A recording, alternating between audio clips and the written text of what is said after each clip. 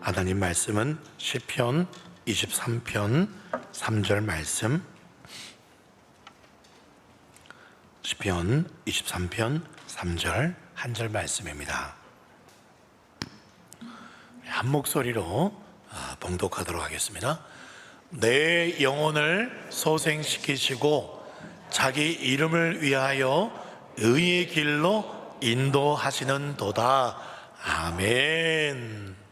오늘도 우리의 심령을 그리고 육신도 다시 소생시켜 주시는 성부, 성자, 성령 하나님을 찬양합니다. 아멘. 어제부터 본격적인 휴가 시즌에, 공식적인 휴가 시즌에 들어갔죠. 많은 분들이 힐링을 위해서 떠나셨습니다. 그런데요, 어떤 성도님들은 휴가도 반납하시면서 우리 청소년부 수련회, 또 청년 수련회, 그리고 또 초등부 이렇게 유아유치부 수련회로 휴가를 반납하시는 그런 성도님들도 계시더라고요. 그분들에게 더 놀라운 하늘의 참 힐링이 있게 될 줄 믿습니다. 아멘. 여러분, 우리가 정말 기가 막히고 코가 막힌 너무나 멋진 그런 휴양지에 간다고, 휴가를 떠난다고 해서 힐링이 될까요? 힐링이 됩니다. 일주일 정도 힐링이 되겠죠. 조금 됩니다. 조금은 돼요. 그런데요, 그게 또 뜻대로 되지 않을 때도 많아요. 야, 이렇게 계획을 세우고, 야, 이렇게 이런 것도 타고 보고 하면 야, 힐링이 되겠지. 근데 그게 뜻대로 안 되더라고요. 저희 가족의 휴가 경우에는요, 이번에 힐링보다는 참 많이 답답했습니다. 이번 저희 휴가는 통영 쪽에 아이들이 가보지 않은, 또 고3 아들 이제 3일밖에 없는 쉬는 시간이지만, 그때 한번 통영에 아이들에게 잔뜩 기대를 심어줬어요. 통영에도 가고 거제도도 가고 어디도 가고 제가 아주 청사진을, 플랜을 딱 보여줬어요. 플랜을 보여줬는데, 처음에는 통영에 새로 생긴 아시아 최대 카트가 있어요. 카트라고 하니까 무슨 홈플러스에 있는 무슨 카트, 그 카트가 아니고요, 조그마한 승용차예요. TV에 보면 아주 쌩쌩 달리는 경주용 그런 차를 아주 조그맣게 만드는 차가 있거든요. 그 속도도 납작한데 굉장히 빨라요. 경주하듯이. 그걸 제가 이전에 한번 타본 적이 있었어요. 너무 재밌었어요. 한번 사진 한번 띄워주시겠어요? 네. 그래, 우리 아이들도 한번 그거 달리면 이제 와이퍼도 써야 되거든요. 작은 차지만 이 쌩쌩 달리기 때문에 그래서 비싸더라고요. 또 사진도 남겨주려고, 동영상 남겨주려고 머리에 카메라도 다는 거 저 추가 옵션으로 했었어요. 그런데 가족들의 반응은 썩 그렇게 좋지 않았어요. 저만, 다음 사진, 저만 얼마나 흥분해가지고요, 혼자 막 기념 촬영도 하고 막 했는데, 아이들 또 아내의 반응은 놀이공원에 범퍼카가 더 재밌다고 그런 반응을 보였어요. 제 속으로 좋아, 그럼 내일 타게 될 통영 케이블카, 야, 그거 타면 앞바다가 보이고 한려 해상 그 멋진 섬도 보이고, 그렇게 또, 그리고 오후에는 배 타고 거제도에서 외도 들어가면 정말 멋진 거 마음에 들 거야 하고 다음 날이 되었는데, 그 전날에 제가 다 확인했어요. 다 케이블카 운행도 하고 배도 다 뜬다고 했는데, 당일 아침에 바람이 좀 불더라고요. 행여 싶어서 전화했더니 케이블카 전면 취소, 외도 전면 다 취소, 배추랑 모든 게 다 취소가 됐어요. 그래서 하는 수 없이 거제도까지 가서 바람의 언덕이라고 있어요. 볼 건 아무것도 없어요. 그냥 언덕 하나, 바다 보이고 풍차 하나 있는 거 가보시면 아실 거예요. 그 바람의 언덕 가서 바람만 실컷 맞고 왔어요. 사진 한번 띄워주시겠습니까? 바람만 정말 엄청나게. 이번 휴가는 바람 맞은 휴가였습니다. 네, 다시 저를 띄워주십시오. 그런데 돌아오는 길에 부산에 들렀어요. 그 아이들이 광안리 해수욕장을 한 번도 안 가봤다 그래가지고 거기 한번 들렸어요. 뭐 볼 거 뭐 있나. 해수욕장은 주전 해수욕장이 훨씬 깨끗하고 일산동도 있는데, 광안리 해수욕장 옛날에 학교 다닐 때 간 적이 있어. 쓰레기 있고 막 인식이 안 좋았거든요. 그래서 그냥 광안리 해수욕장 가자 그래서 그냥 갔어요. 바지를 걷고 아이들하고 해변을 걷는데요. 근데 이게 정말 힐링이 되더라고요. 사진 한번 띄워주시겠어요? 네. 저 모자 쓰고 있는 게 아내고요. 저 옆에 날씬하게 서 있는 남자가 저일 리가 없겠죠. 누굴까요? 아들이.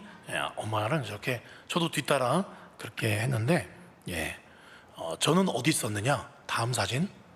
저렇게 혼자 똥폼 잡고 있었어요. 네. 흉측한까지 내려주세요. 네네. 네. 아이들하고요, 별거 아닌 바다를 걷기만 했을 뿐인데 이게 큰 힐링이 되더라고요. 여러분, 힐링은 먼 곳에 있지 않습니다. 몇 년 전 베스트셀러 책 중에서 죽고 싶지만 떡볶이는 먹고 싶어 라는 책이요, 굉장히 인기였어요. 1위였습니다. 1위. 이 책을 저도 뭐가 이게 1위인가, 제목도 이상한데 내용은 그래요. 이 저자가 10년 넘게 정신적인 그런 불안장애를 앓으면서 정신병원을 여러 군데를 전전했어요. 아가씨입니다. 자매예요. 지금도 약물치료, 상담치료를 받고 있는 자매였습니다. 그런데 떡볶이를 좋아하나 봐요. 네. 그래서 제가 글을 읽다가요, 덮어버렸어요. 무슨 내용이냐면 거기 보면 정신과 의사 선생님하고 계속 상담한 이야기, 그게 그냥 쭉 사실적으로 써져 있었어요. 거기에 보면은 언니에게 받은 상처, 그리고 자기 솔직한 감정, 사람들 앞에서 아무렇지 않은 척 살려고 발버둥치는 이야기, 극과 극을 오가는 그 자기의 성격, 아마 조울증이겠죠. 그런 거를 상담받는 과정을 쓴 이야기예요. 읽다 보니까 제 머리가 이상하게 될 것 같아서 그냥 저는 덮었는데, 뭐 감동, 저는 그랬어요. 끝까지는 다 보지 않았어요. 중간에 덮었는데 뭐 감동적이지도 않고 뭐 그렇게 익사이팅하지도 않고, 왜 사람들은 한 여성의 우울증과 이 정신병을 솔직하게 이야기한 이 책에 그렇게 열광하고 빠져든 이유가 뭘까 생각을 해보니까요, 현대를 살고 있는 사람들의 정신과 그 영혼의 상태 또한 너나 할 것 없이 우울하다는 거예요. 이 팬데믹 코로나 하면서 더 많이 우울에 빠진 것 같습니다.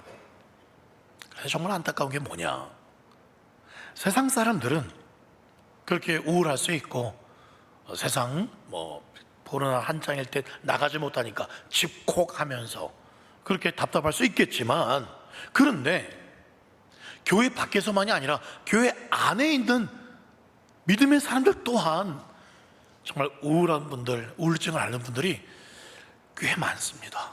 꽤 많다는 거예요.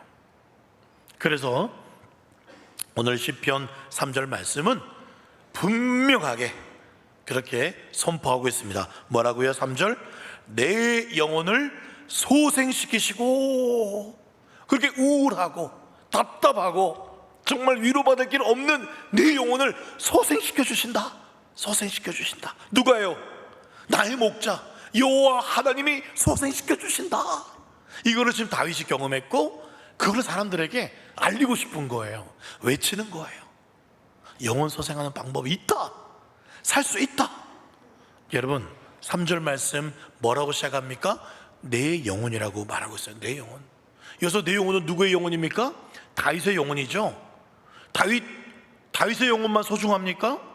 저와 여러분들의 영혼이 소중합니다. 바로 내 영혼이에요. 다른 사람 영혼 아니에요. 그렇습니다. 제가 최근에 자주 설교 때 강조하지만 납니다. 여러분, 한 사람 한 사람 여기 딱 서 있으면 다 보여요. 눈에 다 들어옵니다. 누가 고개 숙이고 있거나 까딱까딱 하시는지도 다 보여요. 네, 다 보입니다. 그만큼 저만 보는 게 아니라 하나님도 한 분 한 분 빠짐없이 다 보고 계세요. 단 한 명도 빠짐없이 너희들의 영혼이 다 소중하다, 그렇게 말씀하세요. 여러분, 한번 받아서 따라서 말씀해 주시겠습니까? 내 영혼은 소중하다, 가장 귀하다. 그렇습니다. 여러분의 영혼은 가장 귀합니다. 육신이 있어요. 그리고 생각하는, 뇌가 하는 혼적인 게 있어요. 정신이라고 하죠. 그리고 영이 있습니다. 우리 사람은 영과 그리고 생각하는 혼과 육신 세 가지로 이루어져 있습니다. 그런데 이 육신과 뇌가 활동하는 정신, 그런 혼적인 것은 이 세상에서 끝이 납니다. 그러나 우리의 영은 영원해요. 그렇죠? 그 영이 육신과 우리의 정신, 혼을 이끌어갑니다. 그래서 영이 깨끗한 사람, 영이 맑은 사람, 영이 참 행복한 사람, 그런 사람을 보기만 봐도 우리의 영도 맑아지는 것 같아요. 그건 혼적인 거가 달라요. 지식과 달라요. 그 사람 눈을 보면, 그 사람 얼굴을 보면, 그 사람 생각이 밝고 건전한 게 아니라 정말 말로 설명이 안 되는 그런 맑음, 행복이 전이가 되는 듯한 그런 분들이 계세요. 영이 행복한 사람이 있다는 거예요. 바로 그 영을 소생시키는 거예요. 누가요? 정신과 의사가요?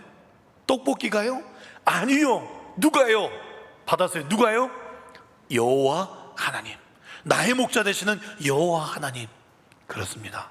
그 하나님은요 참 공평하신 하나님이에요. 그래서 마태복음 5장 45절에 보면 하나님이 그 해를, 태양을 악인과 선인에게 비추시며 비를 의로운 자와 불의한 자에게 내려주신다 라고 말씀하고 있어요.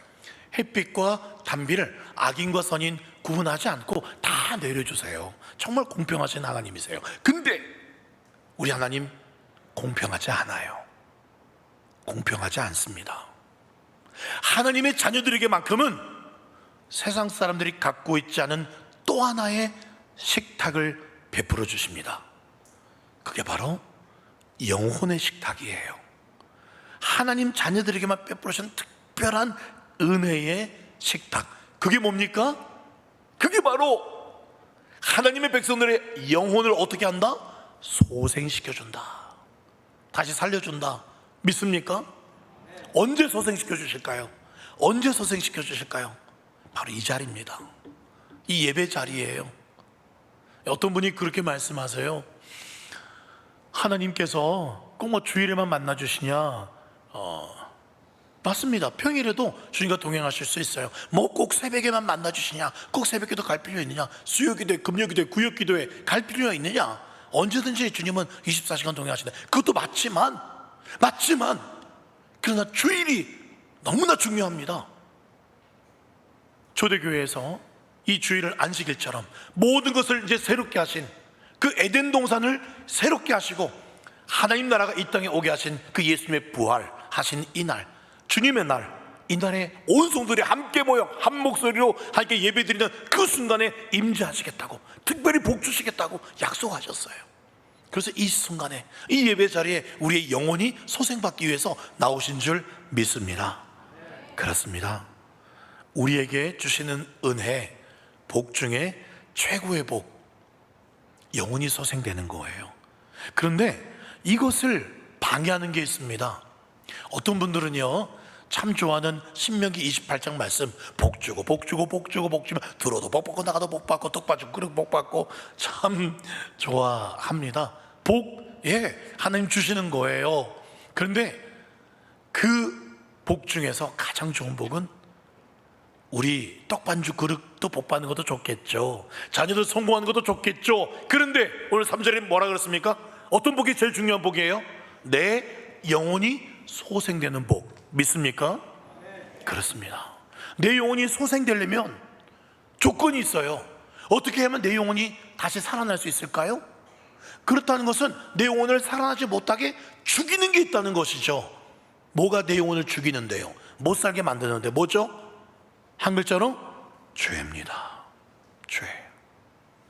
여러분, 오늘도 여러분 영혼의 죄가 사유케 되고 영혼의 죄가 씻김받는 은혜가 하늘로부터 임하시기를 예수님의 이름으로 소원드립니다.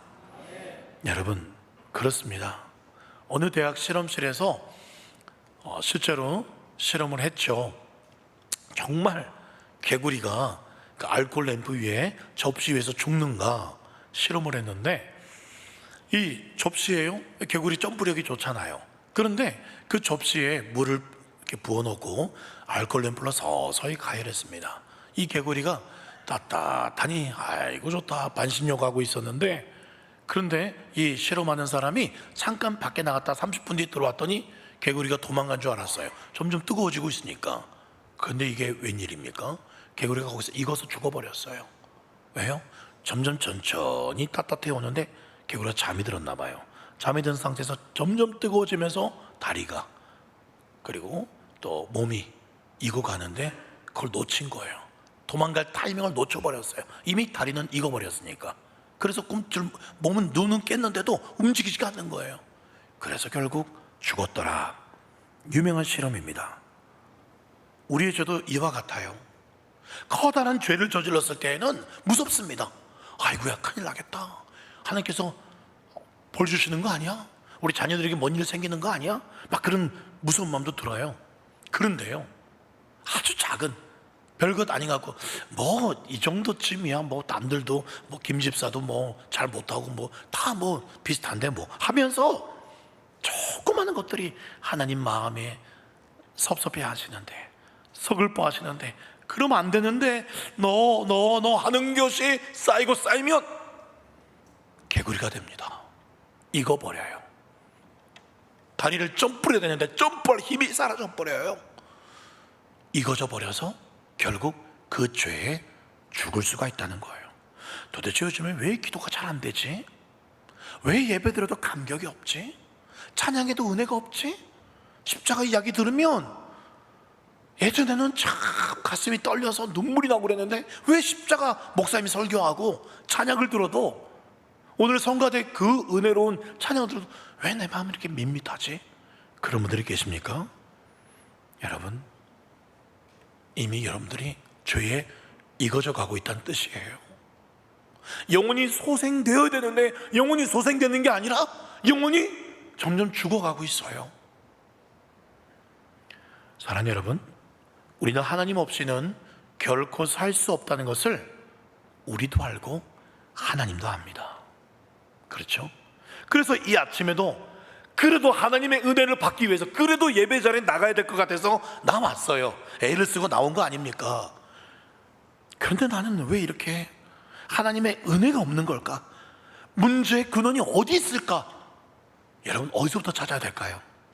어디서 그 문제의 근원을 찾아야 될까요? 다른 데 있잖아요.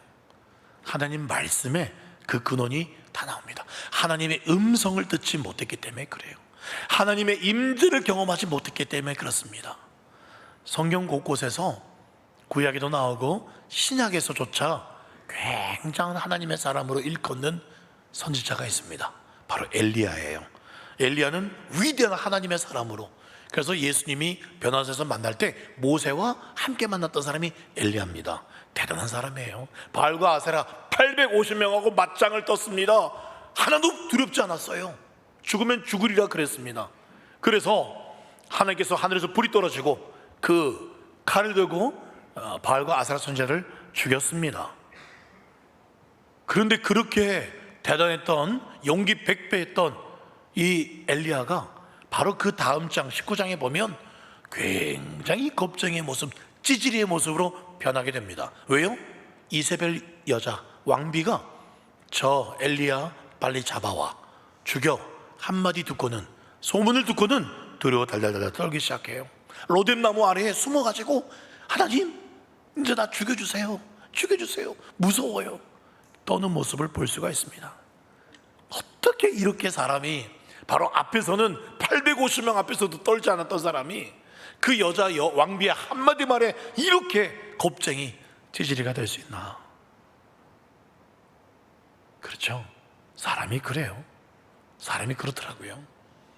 저도 이렇게 여러분들 앞에서 힘차게 이렇게 설교하는 것 같이 보이지만 세상의 유혹 앞에, 또 지난번에 이단 설교를 하고 이단에서 신고를 함으로 말미암아 유튜브가 그날 설교가 삭제가 돼버렸어요. 그걸 보면서 잠깐 떨었습니다. 밤길을 조심해야 되나 순간 긴장이 되기도 했습니다. 그런데 다시 죽으면 죽으리라 하나님 말씀대로 전하겠다 생각이 들었어요. 왜요? 어떻게 그런 힘이 솟았을까요? 저는 말씀 전하는 사람이기 때문에 또 말씀을 보거든요. 또 말씀을 보니까 하나님이 두려워하지 말라 쓰셨거든요. 내가 너와 함께한다 쓰셨거든요. 말씀이었습니다. 엘리야도 어떻게 변화가 되었습니까? 열왕기상 19장 11절 말씀에 여호와께서 이르시되 너는 나가서 여호와 앞에 산에 서라. 그래서 거기 강한 바람이 산을 가르고 바위를 부수지만 하나님이 계시지 않고 지진이 있어도 계시지 않고 12절 지진 후에 불이 있지만 불 가운데 여호와께서 계시지 않고 불 후에 세미한 소리가 있는지라. 하나님의 음성이 들리기 시작합니다. 13절 엘리야가 듣고 겉옷으로 얼굴을 가립니다. 하나님의 그 음성이 들리니까 얼굴을 가리기 시작했어요. 불이 임하고 지진 나고 막 바위가 부서지고 그래서 어떻게 했단 말이야. 그러다가 하나님의 음성 들리기 시작하니까 얼굴을 가립니다. 그래서 하나님의 음성이 뭐라고 합니까? 13절 끝에 엘리야야 네가 어찌 여기 있느냐. 18절 그러나 내가 이스라엘 가운데 7,000명을 남겨둘 거야. 바르게 무릎 꿇지 아니하고 바르게 입 맞추지 않은 7,000명 남겨둘 거야. 엘리야야 걱정하지 마. 다시 힘내. 내가 너와 함께 할 거야.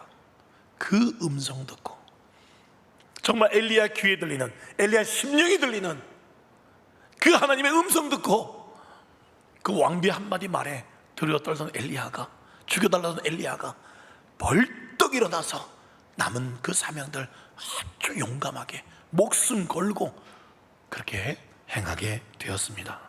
우리도 마찬가지예요. 하나님의 말씀이 우리의 영혼을 소생시킵니다. 내게 약속하고 있는 게 뭔지, 하나님이 말씀에서 내가 뭘 잘못하고 있고 내가 어느 위치에 지금 서 있는가, 나를 향한 하나님의 뜻이 뭔가, 지금 나에게 하나님 뭘 촉구하고 계신가, 어디에 써 있습니까? 말씀에 다 써 있어요. 기도하면 성령님께서 가르쳐 주십니다. 그래서 우리는 하나님 닮으려면, 거룩하려면 말씀과 기도, 그것으로 거룩하여짐이라 말씀을 하고 있습니다. 이런 말씀을 통해서요, 나의 잘못과 죄가 뭔지를 정직하게 깨달았다면 그 다음에 해야 될 게 뭡니까? 그 다음에 해야 될 것은 회개죠. 회개입니다. 지금 제가 무슨 과정을 설명하고 있죠? 뭘 위해서 이런 과정을 하나하나 설명하고 있습니까? 우리의 영혼이 소생시키게 되는 방법을 설명을 하고 있습니다. 회개하시면 돼요. 말씀 듣고 부딪히셨다면 회개하면 됩니다. 회개가 뭡니까? 회개는 한 번 눈물을 꽉 쏟고 할렐루야 찬양합니다, 뭔가 카타르시스를 느끼면서 시원함을 느끼면 회개입니까? 아니에요. 사도행전 3장 19절 말씀 같이 한번 읽어볼까요? 사도행전 3장 19절 시작. 그러므로 너희가 회개하고 돌이켜 너희 죄 없이 함을 받으라. 이같이 하면 새롭게 되는 날이 주 앞으로부터 이를 것이요. 회개하고 뭘 하라? 돌이켜야 됩니다. 돌이켜야 돼요. 회개도 잘못했어요, 찬양 부르면서 눈물 쏟고 말씀 들으면서 기도하면서 말은 했는데 돌아가면 또 똑같은 죄를 저지르는 거예요. 제가 오늘 새벽에 한 선교사님 가정이 우리 제 목양실에 찾아와서 같이 상담하고 또 복음 제시를 했습니다. 그 선교사님이 우리 교회에서 후원하는 분도 아니고 우리 교단 선교사님도 아니에요. 그런데 어제 새벽에, 토요일 새벽에 제가 이제 나와서 또 이 본당에서 기도하는데 토요일 새벽에도 문은 제가 엽니다. 근데 우리 교회 성도님 한 분이 오셨고 왜 모르는 두 분이 기도하고 있더라고요. 마치고 제가 물어봤더니 캄보디아 선교사인데 이 근처에 어머니가 계신데 잠깐 어머니 뵈러 왔다가 며칠 뒤 캄보디아 들어가야 된다는 거예요. 아 그러시군요 하고 헤어졌는데 어제 오후에 부목사님을 통해서 들은 이야기가, 목사님을 교육자님을 통해서 들은 이야기가 그 선교사님이 만나고 싶다는 거예요. 이유는 딱 하나, 남목에 살고 계신 어머니가 예수님을 믿지 않아서 그 어머니께 복음 좀 전해주시면 좋겠다. 아들이 전하니까 안 믿는다는 거예요. 목사님이 전해주시면 믿을 것 같다는 거예요. 그래서 언제 시간 좀 오시라고 했더니 오늘 주일 아침 새벽기도 마치고 시간이 된다 그래서 한 7시 50분인가 목양실에 찾아오셨어요. 어머니와 또 사모님과 자녀들하고 이렇게 왔어요. 와서 그 어머니께 제가 준비한 복음을 노트북으로 이렇게 쉽게끔 보여드리면서 복음을 제시했습니다. 어머니 끄떡끄떡 하세요. 아유, 저분 잘 들으시는구나. 믿으시겠습니까? 믿겠다는 거예요. 그리고 영접 기도까지 다 따라했어요. 아멘. 마음이 너무 기뻤어요. 근데 딱 기도 끝나고 눈 뜨니까 어머니가 이렇게 말씀하세요. 오늘 아침에 근데 제가 왜 이때까지 교회 안 나간지 아십니까? 교회 다니는 어떤 사람이, 그 교회에선 정말 믿음 좋다고 하던 그 사람이, 멀쩡한 사람이 저에게 엄청난 상처를 줬습니다. 그래서 저는 교회를 안 나가고 있었던 겁니다. 이때까지. 그러시는 거예요. 그 말씀하시는데 제가 얼마나 죄송하든지, 그래서 제가 그랬어요. 제가 대신 사과드리겠습니다. 죄송합니다. 그런데 어머니, 교회는 완벽한 사람이 다니는 게 아니라, 천사들이 교회 다니는 게 아니라 죄 있는 사람들이, 때 묻은 사람들이 오는 곳이 교회입니다. 그래서 사람 보지 마시고 이 예수님, 어머니를 대신 십자가에서 돌아가신 그 예수님 바라고 오십시오 라고 어머니가 그냥 고개를 끄덕끄덕 하시더라고요. 그냥 고개를 끄덕끄덕 하시길래 그것으로 감사하다 하고 이제 일어나서 가시려는데 선교사님 그냥 보낼 수가 없어서 선교사님 차비라도 조금 하시라고 차비하고, 그 자녀가 3명 왔는데 제가 미리 이야기를 이름하고 들었어요. 그래서 봉투에 이름 다 써서 누구누구 화이팅, 누구누구 화이팅, 봉투에서 용돈 하나 주니까, 그러니까 그 할머니가 아이고 고맙습니다, 고맙습니다, 고맙습니다. 이게 불교셨나 봐요. 고맙습니다, 고맙습니다 이렇게 하셨는데 네. 그 작은 거에 또 마음이 활짝 열리셨어요. 그래서 어머니, 우리 교회 꼭 오시면 좋겠다고, 꼭 우리 교회 아니어도 좋으니까 꼭 예수님 믿고 천국 가시라고. 알겠습니다, 알겠습니다 이라고 오늘 보내드렸어요. 제가 지금 무슨 얘기를 하려고 하냐면, 여러분, 교회에서는 정말 선하시고 정말 믿음 좋을 수 있어요. 찬양 잘할 수 있습니다. 그런 목사, 그런 장로님, 권사님, 집사님처럼 보일 수 있어요. 그런데 여러분의 작은 말 한마디, 여러분의 그 죄가 여러분들을 그렇게 말하게 하는 거예요. 그렇게 다른 사람을 사랑하지 못하게 만듭니다. 그런 것에서 돌이키지 않으면, 아까 사도행전 3장 19절 말씀에 새롭게 되는 날이 올 수가 없다는 거예요. 돌이키지 않으면. 성경은 다른 길을 제시하지 않고 있습니다. 다른 방법 말하지 않아요. 우리 죄와 직면하라는 거예요. 불꽃 같은 눈동자로 우리를 쳐다보시는 거룩하신 하나님의 얼굴을 정말 매일같이 보라는 거예요. 회개는요, 어느 정도 하나님께서 요구하실까요? 여기 계신 분들 그 믿음의 분량이 다 다르시고 하나님이 요구하시는 그것이 다 다릅니다. 그런데 확실한 한 가지는 하나님이 요구하시는 그까지 나아가셔야 합니다. 저는 그 정도가 각각 다 다르기 때문에 뭐라고 설명할 수는 없어요. 하나님께서 제게 요구하시는 분량이 있습니다. 그까지 나오고 그까지 돌이키지 않으면, 그까지 내 십자가를 지지 않으면 하나님 은혜를 안 주세요. 하나님 너무하신 거 아닙니까? 예배만 나와줘도 감사한 거 아니에요? 11조 헌물 드린 거 감사한 거 아닙니다. 하나님은 그 정도의 은혜를 주신 게 아니에요. 하나님은 하나밖에 없는 아들 예수 그리스도를 우리에게 주셨어요. 전부를 주셨어요. 우리에게 더 많은 걸 요구하실 수 있지 않아요? 우리의 마음을 요구하실 수 있잖아요? 우리의 목숨을 요구할 수 있잖아요? 우리의 뜻과 생각 요구할 수 있잖아요. 어떻게 우리가 한계를 정할 수 있겠어요?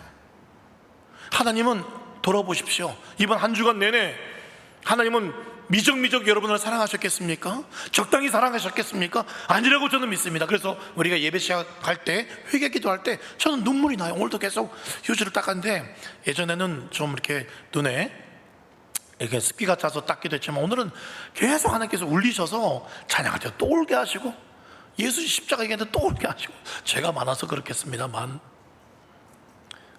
만지셨어요. 계속 만지셨어요. 왜 만지셨냐면, 너희 녀석아, 너 또 이번 주 내가 요만큼 하기를 바랬는데 왜 이렇게 요만큼 오기를 힘들어하냐. 힘든 거 아니었거든요.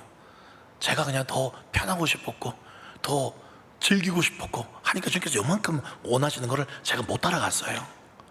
그래서 주님께서 계속 말씀하시는데, 예배 시작할 때부터 계속 주님은 나에게 최고를 주셨는데 최고로 좋은 것을 다 인도해 주셨는데 나는 왜 거기까지 못 갈까요? 하면서 회개했어요. 회개한 하나님께서 만져주시더라고요. 여러분, 정말 영혼이 소생되려면 하나님이 여러분들에게 요구하시는 거 여러분들은 다 알아요. 여러분들은 압니다. 거기까지 나아가셔야 돼요. 힘들어도 나아가셔야 됩니다. 그게 자기 일을 부인하고 자기 십자가 지는 거예요. 여러분, 정말 매일마다 그렇게 하시길 바랍니다. 불꽃 같은 눈동자로 우리를 쳐다보시는 그 거룩하신 하나님의 그 얼굴 여러분 바라보십시오. 독대하셔서 쳐다보십시오. 그 거룩하신 얼굴 앞에, 눈동자 그 불빛 앞에 녹아져 내리는 한이 있을지라도 거기 서셔야 돼요. 그 하나님의 인재 앞에 서셔야 돼요. 그 하나님의 마음에 말씀하시는, 내게만 말씀하시는 감동, 내가 너에게 이걸 원한다, 그걸 경험하셔야 돼요. 그래야 영혼이 소생할 수가 있습니다. 다윗이 그랬잖아요. 바세바와 간음하고 그 남편 우리아를 죽음으로 내몰았습니다. 그 죄를 나단 선지자가요 왕 앞에 말 잘못했다가 왕이 죽여 하면은 그때 수많은 선지자들이 죽임당할 수 있었던, 실제로 죽었던 그 시대에 다윗은 부정하지 않았습니다. 모른 체 하지 않았어요. 바로 엎드려서 펑펑 울며 내가 죄를 범하였습니다, 통렬히 회개했어요. 하나님 앞에 납작 엎드렸어요. 그러자 나단이 그렇게 말합니다. 여호와께서 당신의 죄를 사하셨도다. 당신의 죄를 사하셨습니다. 그렇게 끝이었습니까? 바세바가 간음해서 태어난 아들이 죽습니다. 죄값을 받아요.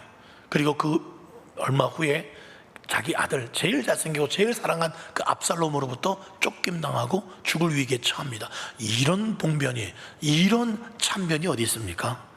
그런데 어떻게 됩니까? 그러면서 어떤 시므이라는 사람이 막 욕을 해도 달게 받아요. 그 죄값을 달게 받습니다. 내 하나님의 눈을 속여서 죄를 범하는 것보다 내 하나님의 손에 두드려 맞는 것이 행복하다라고 그렇게 여겼다는 거예요. 왜요? 하나님이 몽둥이로 치시지만 친히 그 손으로 다시 싸매어 주실 내 하나님인 걸 믿었기 때문에. 그래서 다윗은 도망가는 중에도 시를 쓰고, 하나님 깨닫게 해주시니 감사합니다, 말씀해 주시니 감사합니다, 그렇게 감사했던 거죠. 이스라엘 백성들은 마찬가지예요. 끊임없이 죄를 저질러요. 끊임없이 저지르면 끊임없이 하나님 때립니다. 얼마나 하나님 그 사랑이잖아요. 하나님 성실하신 분이세요. 죄 지으면 또 때리십니다. 성실하세요. 게으르지 않습니다. 좀 이따 몽어놨다가 한 번에 때릴게, 뭐 그럴 때도 있겠지만 때리신다는 거 성실하신 하나님이십니다.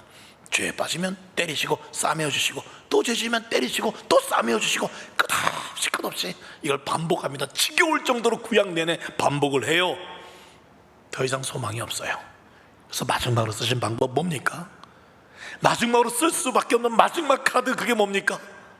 하나밖에 없는 아들, 죄 없는 내 아들, 하나님의 본죄 예수 그리스도를 이스라엘 대신에, 우리들 대신에 사정없이 때리기 시작합니다. 여기가 죄를 지었는데 여기를 때리세요.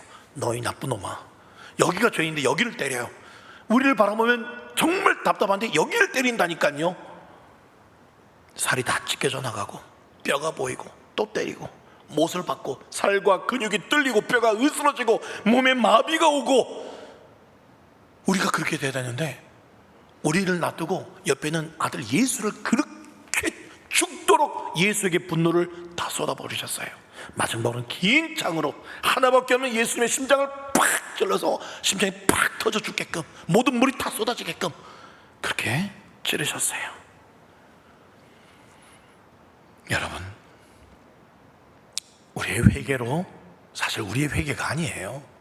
우리의 회개로도 모자랍니다. 우리의 회개로 가능했다면 예수님이 이 땅에 내릴 필요가 없겠죠. 그런데 실은 하나님은 우리가 회개했다고 해서 하나님과의 관계를 회복시키시고 지속하는 게 아니라요, 하나님이 왜 우리의 영혼을 소생시키시냐면, 회개했다고, 물론 회개가 중요합니다만은 이미 예수 그리스도께서 십자가에서 못 박혀 피 흘려 이루신 그 구속을 기초로 해서, 그 구원을 기초로 해서 우리가 날마다 관계를 맺고 다시 회복시키시고 소생시키신다는 거예요. 그래서 여러분 기도하실 때 내가 왜 은혜가 없지? 기도가 잘 안 되지? 십자가 은혜가 왜 없지? 괜찮아요. 그래도 기도하십시오. 예수 이름 붙잡고 기도하십시오. 하나님, 저는 이렇게 마음이 딱딱하고 완전히 굳어져 버린, 이상하게 돼버렸어요. 그러나 내 회개도 안 됩니다. 하나님 기도할지도 모르겠어요. 그러나 예수 그리스도, 하나님께서 용서하시고 영혼을 소생시키시는 그 이유가 예수 그리스도, 그분 때문이기에 예수 이름으로 나를 새롭게 해주십시오. 예수 이름의 권세를 사용하십시오. 예수 이름의 보혈을 사용하십시오. 여러분의 그 메마르고 딱딱하고 굳어진 심령이 기경이 되고 다시 은혜가, 하나님의 임재가 충만한 심령으로 소생되게 될 줄 믿습니다. 여러분, 그래서 회개를 할 때마다 예수님의 그 보혈, 그 은혜를 묵상하면서 감사하면서 회개하셔야 돼요. 기뻐하면서 회개하셔야 돼요. 반드시 회개하면 들어주니까요. 내가 회개 잘해서? 아니요, 예수 이름으로 회개하기 때문에 그렇습니다. 고린도후서 5장 17절 말씀 다 같이 읽어봅시다. 시작. 그런즉 누구든지 그리스도 안에 있으면 새로운 피조물이라, 이전 것은 지나갔으니 보라 새 것이 되었도다. 아멘. 여러분, 새로운 인생 사시기 바라고요. 우리 영혼이 소생되는 것, 그런데 이게 최종 목적이 아니라고 오늘 말씀하고 있습니다. 오늘 3절에는 최종 목적이 뭡니까? 제일 끝에 뭐라고요? 의의 길로 나아가는 거, 이게 최종 목적이에요. 우리의 영혼을 소생시키는 이유가 뭐라고요? 의의 길로 나아가게 하기 위해서 우리 영혼을 소생시켜준다. 세상에는 두 가지 길이 있어요. 넓은 길, 그렇죠? 그리고 좁은 의의 길이 있습니다. 세상 성공의 길, 그리고 의로운 고난의 길. 여러분, 어느 길로 걸어오셨고 어느 길로 계속 걸어가시겠습니까? 제가 이분을 참 좋아해요. 그래서 한 번 더 언급을 하려고 합니다. 우리 교단 목사님은 아닌데 참 우리 지금 혼탁한 이 시대에 정말 말씀으로, 정말 삶으로 그렇게 은혜를 주시는 박보영이라는 목사님, 이분은 3대째 목회자 집안이었어요. 의사가 되었습니다. 재벌 딸과 결혼했어요. 세상 즐거움 다 즐기다가 아버지가 그렇게 예수 믿는데 핍박받는 거 보고 나는 저 예수 안 믿겠다. 그래서 3대째 믿는 집안이지만 의사가 되어서 재벌 딸하고 잘 먹고 잘 살면서 예수님을 제대로 믿지 않았어요. 건성으로 교회도 제대로 안 나갔습니다. 그런데 어느 날 심장병, 병원에서는 고칠 수 없는 심장병이 찾아오게 됩니다. 아내가 떠나요. 그리고 점점 돈을 잃게 됩니다. 그런데 기도원에서 기도하다가 정말 두 손 두 발 들고 하나님 앞에 엎드렸을 때 기적적으로 심장병이 낫게 됩니다. 그래서 남은, 그래도 여전히 엄청 부자였기 때문에 수십억의 재산을 가난한 사람들에게 다 나눠줘요. 거리의 노숙자, 갓질 청소년들하고 함께 삽니다. 그리고 그들을 거둬줘요. 그래서 같이 사는 노숙자, 그 청소년들이 같이 살면서 이 목사님께 뺏을 건 없나 와서 이 목사님 두들겨 패기도 하고요. 또 얼마 있지 않은 목사님 돈까지 다 훔쳐가서 그렇게 살다가 또 감옥에 가면 또 이들을 찾아가서 면회 가서 또 출소하게 되면 또 거둬들이고, 그렇게 놀랍게 잘 힘들게 섬기다가 하나님의 정말 특별하신, 정말 신비롭고 기적적인 방법으로 인천 방주교회라는 큰 교회의 담임 목사님으로 청빙을 받게 됩니다. 그런데 그 정말 하나님께서 강권적으로 그렇게 하셨어요. 여전히 그럼에도 불구하고 자기와 함께 먹고 자고 생활하던 그 20여 명의 비행 청소년들, 노숙자들 함께 데리고 가요.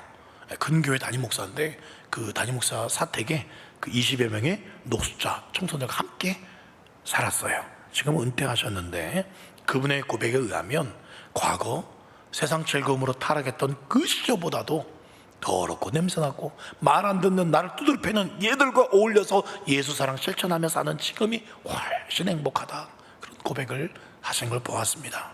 여러분, 의의 길로 가려면 인생의 성공을 포기해야 될 것 같고 손해보게 될 것 같고 육신도 매우 피곤한 인생을 살아야 될 것 같은데, 그럼에도 의의 길을 선택하시겠습니까? 그게 3절의 목표인데, 우리 영혼을 소생시키는 이유인데 선택하시겠어요? 여러분, 오해하지 마십시오. 우리 하나님은요, 우리를 이 세상에서 성공하는 정도가 아니라 우리를 영원한 하나님 나라, 이 세상 모든 부귀 영화 다 우리에게 준다 해도 저 천국에 도로만도 못한 게 이 세상 성공 아닙니까? 저 영원한 천국에 비하면 이 세상의 부귀 영화는 저 천국 상급에 비하면 아무것도 아닌, 바울은 뭐라고 표현해서 세 글자로, 배설물 한 글자로, 그겁니다. 그렇게 여러분 바라보실 수 있겠어요? 하나님의 영광을, 의의 길을. 여러분, 제가 백날 이렇게 외쳐도 와닿지 않을 거예요. 그런데 언제 와닿냐면, 여러분이 죽어서, 저도 아직 와닿지 않은데, 저도 여러분도 죽어서 천국 문 앞에서 천국문이 활짝 열리는 순간, 그게 이거구나, 그게 조목사가 그렇게 외치던 이거구나, 감개무량하게 경험하게 될 그날이 올 줄 저는 확신합니다. 내용이 더 있는데 이건 다 넘겨야겠습니다. 사랑하는 여러분, 오늘 제가 말씀을 맺으려고 하는데요, 설교를 들으면서 이상한데 하나 빠졌는데, 중요한 게 빠졌는데 생각이 드신 분 없습니까? 바로 오늘 설교 제목, 그 얘기가 빠졌어요. 설교 제목이 뭡니까? 자기 이름을 위하여. 그렇습니다. 이게 가장 중요해요. 우리 영혼을 소생시키는 이유도, 의의 길로 가게 하시는 이유도 뭡니까? 자기 이름을 위하여, 하나님의 이름을 위하여, 당신의 이름을 위하여 우리의 영혼을 소생시키시고 우리를 의의 길로 인도하신다는 그 말씀이에요. 다시 말해서요, 하나님께서요 당신의 이름을 걸고 오늘 저와 여러분들을 사랑하신다라고 말씀하는 거예요. 여러분, 감당이 되십니까? 우리를 택하셔서 자기 백성, 자기 양으로 삼으신 이상, 그때부터 행하시는, 우리에게 행하시는 모든 것은요 하나님의 이름, 하나님의 명예와 관계가 된다는 거예요. 하나님께서 우리를 너는 내 양이야, 너는 내 양이야, 내 백성이야, 내 자녀야 라고 부르실 때는요, 하나님의 그 거룩하신 이름을, 그 하나님의 이름을 여러분의 삶에 걸겠다는 겁니다. 여호와 하나님의 그 당신의 이름을 걸고 당신의 명예를 위해서라도 우리의 영혼을 소생시키시고 우리를 의의 길로 인도하고야 말겠다는 것이 이 3절의 진짜 의미예요. 그래서 여러분, 우리는 구해야 합니다. 뻔뻔스럽게 구해야 합니다. 하나님의 이름을 위해 나의 영혼을 소생시키시고 나를 의의 길로 인도하신다고 하셨잖아요. 주여, 오늘 내 영혼이 소생되어야 하겠습니다. 가장으로 믿음의 아버지가 되어야 하는데, 아내로부터 존경받아야 되는데, 남편으로부터 사랑받아야 되는데, 그렇지 못한 이유가 뭡니까? 내 영혼이 이렇게 말라진 이유가 뭡니까? 내 영혼이 침체되어 있습니다. 주여, 내가 아내로서, 아이들의 어머니로서, 할머니로서 기도하며 말씀으로 양육하며 똑바르게 믿음 생활을 못하는 우리 자녀들 정말 사랑으로 야무지게 그렇게 잡아야 되는데, 내가 의의 길을 걷지 못하니, 내가 자신이 없으니 그렇게 자녀들을 믿음의 길로 이끌지 못하고 있습니다. 주여, 내가 만나는 사람들, 내가 예수 믿는 거 다 아는데 내 안에 예수 구원의 기쁨, 예수 생명의 감격이 없습니다. 주여, 나의 영혼을 다시 소생시켜 주십시오. 의롭지 않은 나를 다시 예수 의의 길로, 거룩한 길로, 순종의 길로, 겸손의 길로 인도하여 주시옵소서. 이것이 나의 간구 때문이 아니라 여호와 하나님 당신의 이름으로 성취되게 하여 주시옵소서. 여러분, 구하십시오. 우리 하나님 약속하셨어요. 자기 이름을 위하여 우리를, 영혼을 소생시켜 주시고 의의 길로 인도하실 줄 믿습니다. 아멘. 우리 같이 찬양하고 함께 그 하나님께 구했으면 좋겠어요. 주님의 보혈이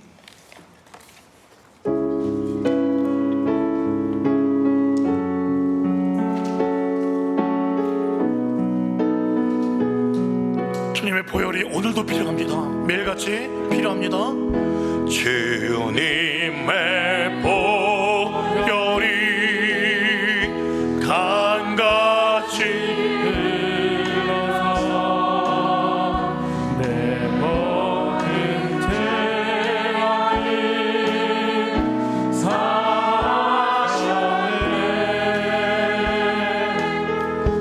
주님의 보혈이 강같이 흘러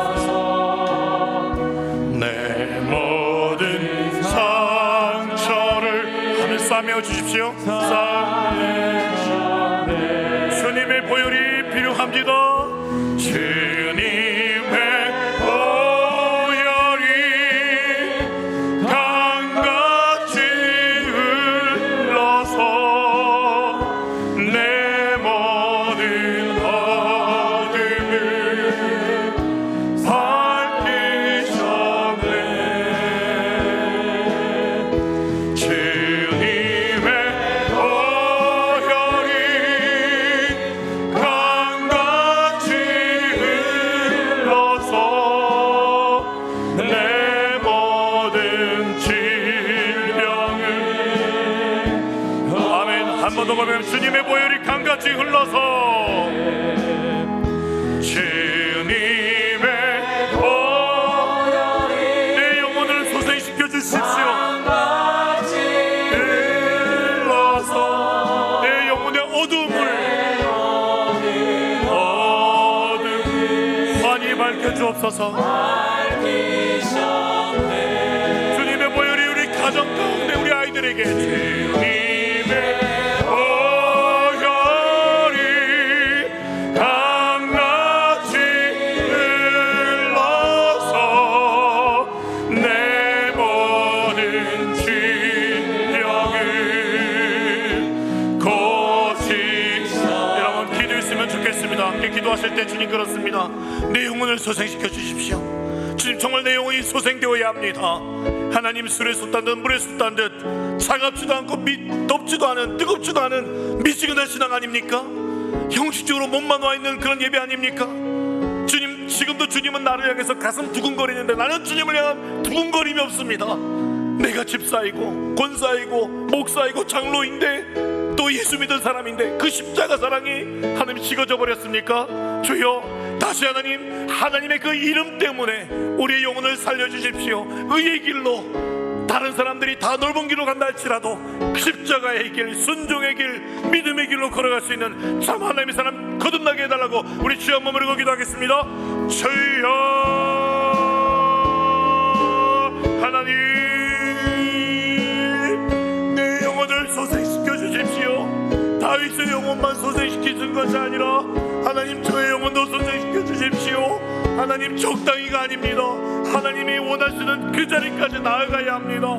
하나님이 내게 원하시는 그 믿음의 분량까지 내가 돌이켜야 합니다. 걸어가야 합니다. 쓰러지고 때리실지라도 하나님 그 고지, 믿음의 고지를 하나님 밟아야 합니다. 변화되어야 합니다.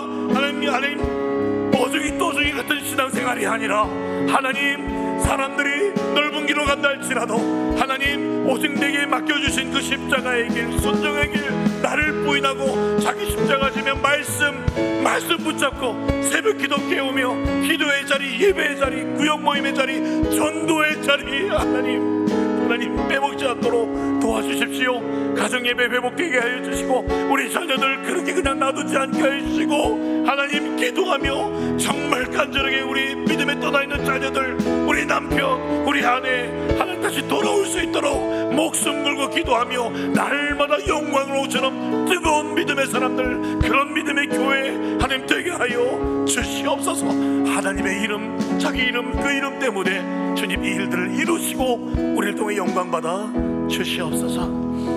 살아계신 우리 하나님 아버지 감사합니다. 하나님 바로 이 자리가 우리의 영혼이 소생되는 자리입니다. 마음껏 하나님을 아바 아버지라 부르며 찬양하고 하나님 저 천국의 은혜를 미리 맛볼 수 있는 이 거룩한 주일 예배, 이 갈릴리 성전에 우리를 날마다 매주마다 또 새벽마다 초대해 주시니 감사합니다. 몸만 오는 것이 아니라 하나님 적당히 주님께 나아가는 것이 아니라 주님 두 손 가득 준비하신 우리 영혼을 소생시키시고 의의 길로 인도하고 준비하신 그 주님 계신 그곳까지 깊이 나아갈 수 있도록 우리 죄의 무거운 얼거매기 쉬운 모든 것들을 다 내려놓고 십자가 발 앞에 내려놓고 주님이 우리를 사랑하는 것만큼 마음과 목숨과 뜻과 힘을 다해 충분히 얼마든지 마땅히 그렇게 사랑할 수 있는 참 주님의 사람들 되게 하여 주시옵소서. 드린 예물 기뻐 받아 주시고 하나님 또 이 예물을 통하여 하나님의 나라가 또 하나님의 영광이 충만히 임하는데 귀하게 사용하여 주시고, 하나님 일용할 양식 끊이지 않겠다 약속하셨으니 주여 우리 성도들 하나님께서 어떤 지금 어려운 형편 속에서도 주님 하감하여 주시고, 믿음으로 드린 이 감사 예물 11조 비전 사랑의 씨앗 각종 예물들 주님께서 더 흔들어 차고 넘치게 갚아 주시옵소서. 모든 기도 제목들 구하기 전에 주님 있어야 될 것 다 아신다 하셨습니다. 아시는 주님 앞에 우리 주님 아십니다. 주님 마음껏 외치며 기도의 메아리가 넘치는 우리 갈릴리교회 되게 하여 주시옵소서. 지금은 주 예수 그리스도의 크신 은혜와 하나님 아버지의 지극하신 사랑과 성령 하나님의 함께 하시고 교통하심이 내 영혼을 소생시키시고 의의 길로 인도하시는 하나님의 이름을 걸고서라도 우리를 그렇게 인도하시겠다는 그 하나님의 부르심 앞에 아멘. 주님 내가 여기 있습니다. 따라가겠습니다. 다 드리겠습니다. 모든 것 두 손 들고 주님 앞에 엎드리는 주의 백성들 머리 위에, 가정 위에, 자녀들 위에, 우리 갈릴리 교회 위에 지금부터 영원토록 함께 있을지어다. 아멘.